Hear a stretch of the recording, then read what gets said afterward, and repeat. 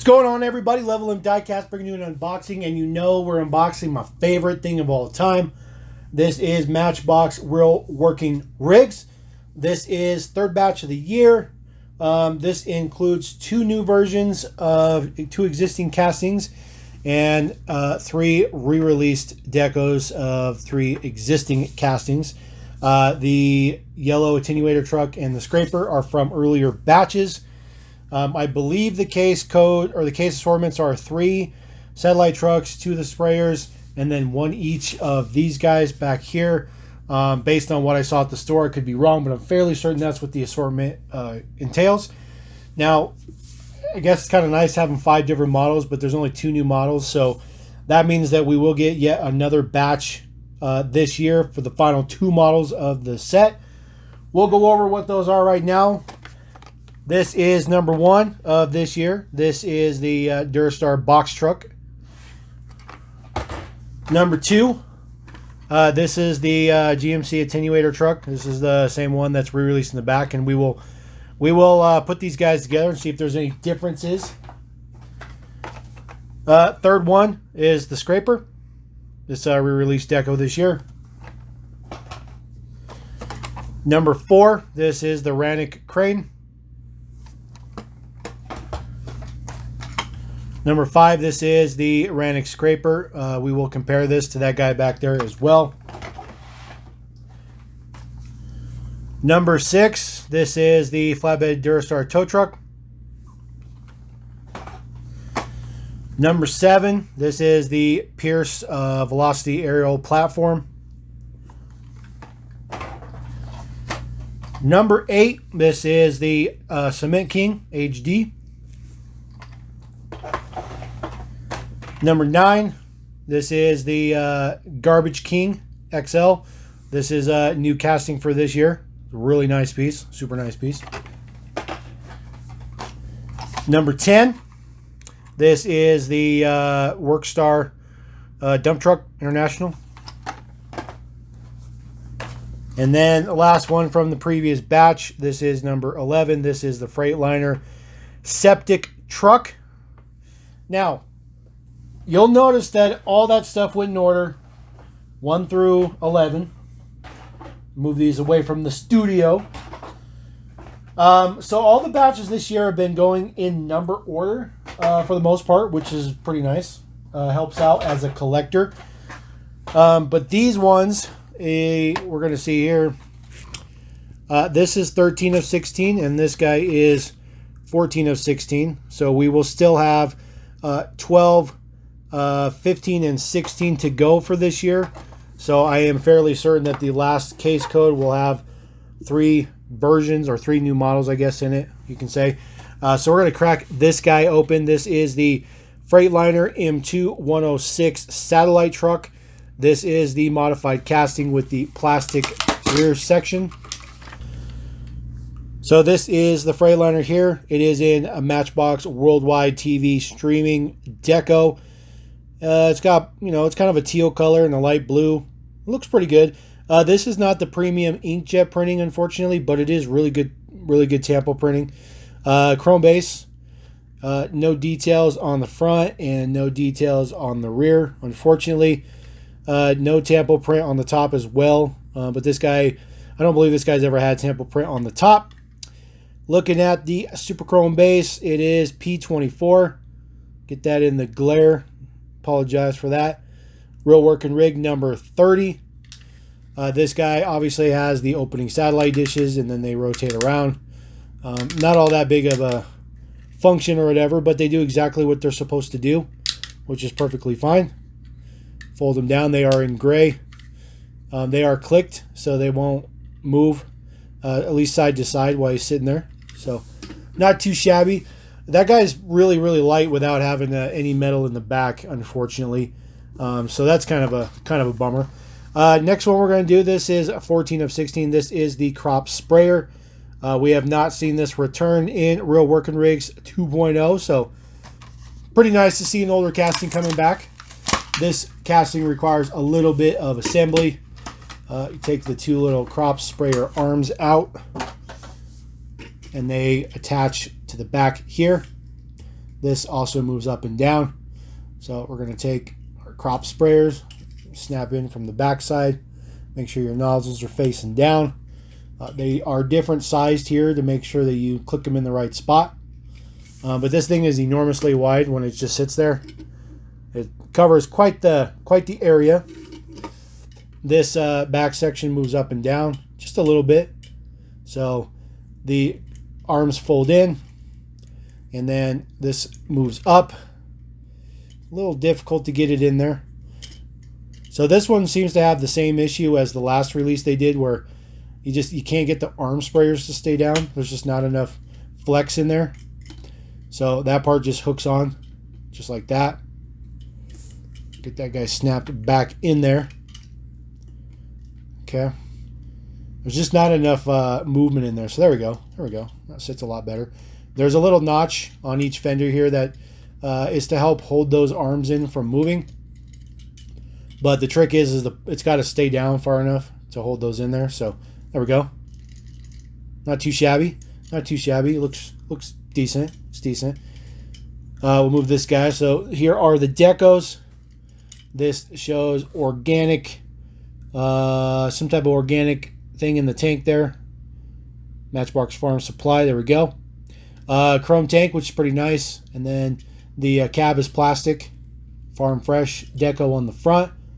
CS27 on the back. Crop sprayer. All the red that you see up here and the black, this is all metal. Just the cab and the tank are plastic. And then, of course, this black engine insert there, which has got some pretty good detail to it. This is the base Dietz P24. Obviously made in Thailand. Real working rig number 27, which would explain CS27 right there. So pretty good. Interesting with the gold on the wheels, but I like it. It's not too bad. I'm just happy it's a new version. Just happy it's a new version. Definitely happy we got a new version. So we're going to kind of set that guy there. Now, those are the new decos on existing models. There are no new models in this batch.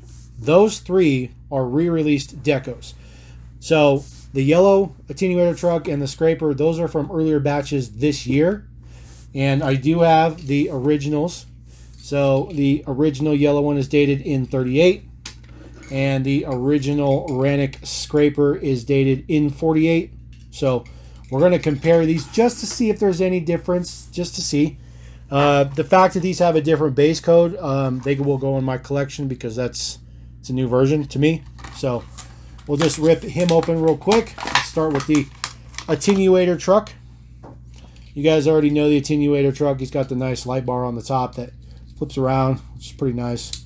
It's a little finicky sometimes. So I guess he just flips up. I forgot. It just flips up. If you want it to flip the other way, you can just pull this piece off and swap it around. Looking at the deco in the back, lane closed ahead, Matchbox County Road Works. Number 32, looking good. Looking on the base Dietz, real working rig number 48. P24 is the new date code on the base. Looking pretty decent. So we're going to take a look at these guys. So, of course, by comparison, the left side is going to be the existing casting. So still have GMC in the grill. Same color interiors, same color wheels. Taking a look at the decos, which is always the hard part. The original is on the top. So we're going to try to get this in there, guys. Bear with me with the camera. So looking at the Dietz here, looks like they're the same color. Same prints, same numbers, same all that good stuff. So looking, I mean, it's exact. We'll take a look at the back. Original is on the left. Take a look at the back here. So I'm not seeing any difference. You still got your red corner lights in there. All the same prints. Looks like the same font. So this one looks exactly the same. The window, or I should say the arrow piece on the top, is the same as well. The colors are exact. These are the Dietz on the bottom. Yeah, there's no difference here. So it doesn't look like there's any basis changes either. So This one's literally just to carry over. So, but like I said, this is going to go into the collection because that's just kind of how I do my real working rigs. So just so you guys know how it is. Oop. And in case you guys are not aware, that folds down. Not paying attention on the highway, you crash right into that. So we're going to set those two to the back here. So let's break it up a little bit. Let's do the scraper now.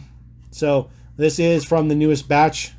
You can see there P24 is your date code. Pull this guy out. Literally all he does is that, and then he turns. So we'll check it out. So the original is going to be on the right hand side. Now it's very difficult to see on the camera, but the oranges are very different.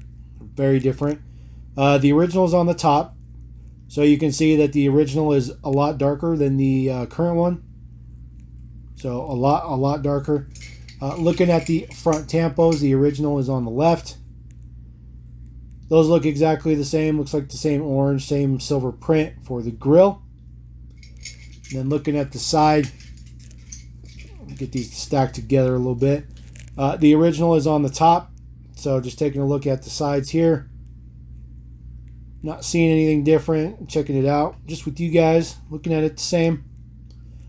When I originally picked this up, I didn't remember these black markings here, but they were there. I thought maybe that was new, but it's existing. It's existing. Same color wheels and all that good stuff. There's no other differences here. The orange print on the white bucket looks the same. Just the orange print here is different. It's a little bit better to see it right there. That's a really good angle. There you go. See that pretty good. So, and then just taking a look at the base. A little difficult to hold this guy. Obviously, the original is on the bottom. Looking at the deets. Looks like all the same deets. So, not too bad. Not too bad. I mean, the oranges are different, so I'll take it. You know, it's not the greatest, but we're going to take a look at the GMC now. So we'll crack open that guy. This guy is P24, so this is the new one. Looking, you know, pretty average. This is the original. This is dated M12. You can see that in the back. This was one of the first castings to come out last year. Let me rephrase that. This was one of the first new castings that they made for Real Working Rigs 2.0. So it was a big deal when this guy came out. So let's take a look at the front. Original is on your left. Same color interiors. Oranges look the same thus far. Take a look at the side. Try to get the tampos in there. So there's significant difference in the seal. There's a ton of black print on the new one. Take a look at the other side. So that is I don't know if that's a print variation. I don't know if that's a print quality issue or not. I just don't know if it's just too heavy on the black or not, but it might be too heavy on the black. It might be too heavy on the black, but we'll have to see. We'll have to see. So taking a look at the back. So these are very different. Very different. The original is on the left. So completely different font and everything used on the back part. Also, it's bold on the new one. So very, very different. The rest of it's the same though. The orange and white, it's all the same. It's all the same. Looking at the base colors and all that kind of stuff like that, the rest of them look the same. No differences there. Base codes. Original is on the bottom. Looking through here. So there's different construction on this. So the old one used screws, those silver Phillips screws, and the new one uses those triangle safety screws. So that's definitely a big difference right there for sure. So, I mean, that alone is huge quality for me. It's a huge qualification there. So not too bad. Not too bad. I it's not a bad mix. I kind of question why they would release two of these in the same batch. Especially when that white and blue one was such a peg warmer. But, you know, I mean, it is what it is. I think they're trying to stretch the case codes out. I mean, realistically, this case should have been the final case of the year, but we're going to get another case for sure for the last 3 models. But, you know, it's all right. You know, I'll take it. I'll take it. They always seem to change up a little bit here and there for these re-releases, and I can live with that. I'm okay with that. So let me know what you guys think about that. Let me know what you like, don't like. If you're not going to pick up the, you know, very little differences on the re-release guys. I can tell you that this guy is probably not going to be very popular, just in my opinion, just due to the amount of plastic. But we'll see. We'll see. So hope you guys enjoy that. Hope that was informative for you. Apologize a little bit for some audio issues. I'm sorry about that. But we're going to roll out. Don't forget, Timber Dan Toy Show this weekend, October 2nd, 9 a.m. to 3 p.m. It's at the Larimer County Fairgrounds in Loveland, Colorado, right next to the Budweiser Event Center. So if you guys are in Colorado, you're making a trip down here or whatnot, or if you're local, even better, stop by, say hi. I will be there with all kinds of goodies, and we'll catch you next time. Appreciate it. Don't forget to subscribe. You guys are awesome. Peace.